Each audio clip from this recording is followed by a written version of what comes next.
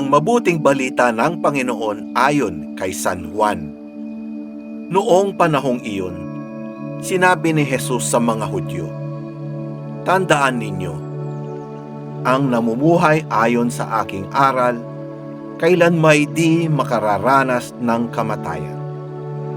Sinabi ng mga Hudyo, "Ngayoy natitiyak naming inaalihan ka nga ng demonyo.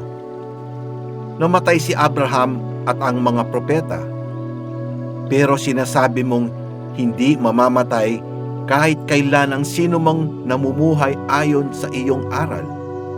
Dakila ka pa ba kaysa aming amang si Abraham? Siya'y namatay, gayon din ang mga propeta.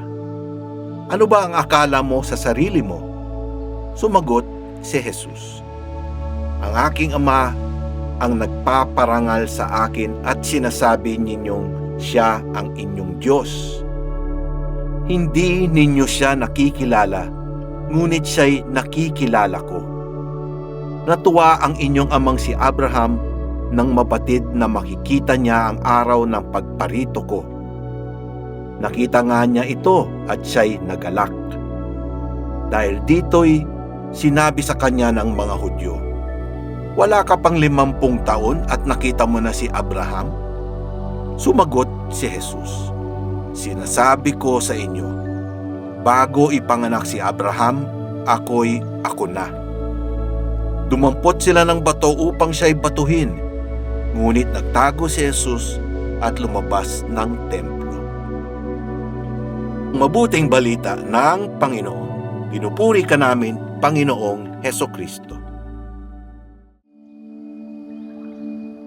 Sinasabi ko sa inyo, bago ipinanganak si Abraham, ako na. Perpekto ang pagkakatawang tao ni Jesus. Sa mata ng mga dalubhasa noon, ang mga parisiyo at guro ng batas, pangkaraniwang tao lang si Jesus. Para sa kanila, pagyayabang at pagmamataas ang paghahayag ni Jesus ng tunay niyang sarili. Hindi masisisi ang mga dalubhasa dahil ito ang tiyak na pagkakataon na makatagpo ang rurok ng paghahayag ng Ama, si Jesus, ngunit hindi nila mahagip ang katotohanan. Sarado sila sa konsepto ng walang hanggan.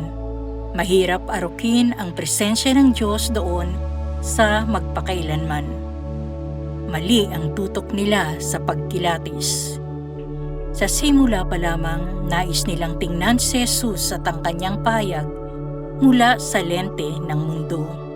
Lenteng kapos at hindi epektibo sa usaping espiritual dahil lampas sa kanilang kakayahang umunawa ang katotohanang dala ni Kristo. Pinagpasyahang isa siyang demonyo o inaalihan ng demonyo, mapanlinlang, sinungaling at mapanganib. Dahil sa konklusyong ito, hindi na nila nakita at tinimbang ang halaga ng kanyang pangaral, mga gawa o himala at pakikitungo sa mga tao. Pahayag ng pag-ibig ang bawat salita at gawa ni Hesukristo, pati na ang pagkalikha sa atin.